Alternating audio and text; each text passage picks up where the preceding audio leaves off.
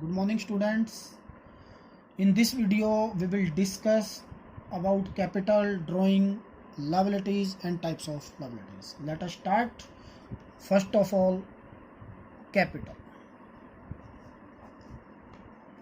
Capital का meaning होता है स्टूडेंट्स पूंजी. Suppose mister Ram start a business with rupees 10,000 cash. Students, this 10,000 cash is called capital for the business point of view. Students, ये 10,000 rupees जो है firm के लिए कैपिटल कहलाएंगे और इस कैपिटल का दूसरा नाम कई लोग इसको नेट वर्थ भी बोलते हैं और कई लोग इसको ओनर इक्विटी भी बोलते हैं. तो that is the net worth is also known as and owner equity is also known as and the another name of the capital. Right students, ये जरूरी नहीं है कि वो केवल 10,000 रुपीज कैश ही लगाए. वो ये भी हो सकता है कि Ram 10,000 rupees cash and 5,000 rupees का फर्नीचर लगाकर कोई भी बिजनेस स्टार्ट करता है. That will be the 15,000 rupees as capital for the business. Right students, capital का meaning it refers to those amount invested by the proprietor in a business enterprises and amount may be in the form of cash, goods और assets. Right students, इसको हम एक equation में भी समझ लेते हैं. Capital is equal to assets minus outside liability. Right student, तो इस प्रकार से स्टूडेंट्स कैपिटल का मीनिंग हो जाता है capital invested by the proprietor in a business enterprises either cash, stock और द फर्नीचर. यानी कि स्टूडेंट्स जो पैसा बिजनेस में लगाकर बिजनेस स्टार्ट किया जाता है हम उसको कैपिटल बोलते हैं. Next one is drawing. अब सपोज राम ने एक बिजनेस स्टार्ट किया था स्टूडेंट.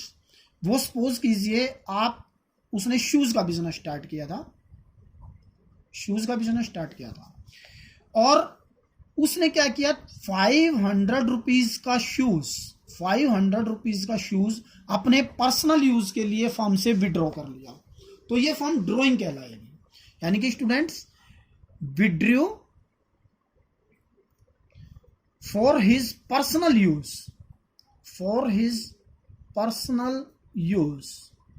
is called drawing.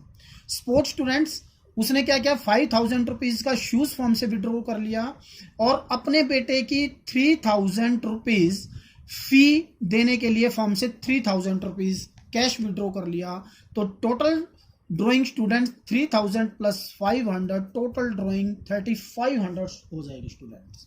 यानी कि डेफिनेशन इसकी, एनी कैश और value of goods withdraw by the owner for personal use is called drawing. Next one students, liability students क्या होता है, एक फर्म के लिए बर्डन होता है. एक फर्म, जैसे सपोज कीजिए स्टूडेंट्स, एक फर्म ने बैंक से एक लोन लिया ₹10,000. तो ये फर्म के ऊपर बर्डन है, फर्म के लिए लोन है जो वो फर्म की लायबिलिटी है. Students, liability to the amount which the firm owes to the outsider. यानी कि लायबिलिटी वो अमाउंट होता है स्टूडेंट्स जो फर्म को आउटसाइडर को पे करना है. Now the types of liabilities. There are basically two types of liabilities. First one is non-current liability. नाम से ही पता चल रहा है students, non-current liability are those liabilities which are not current. And second one is current liability. Current liability students, current liabilities are those liabilities which are paid within a year.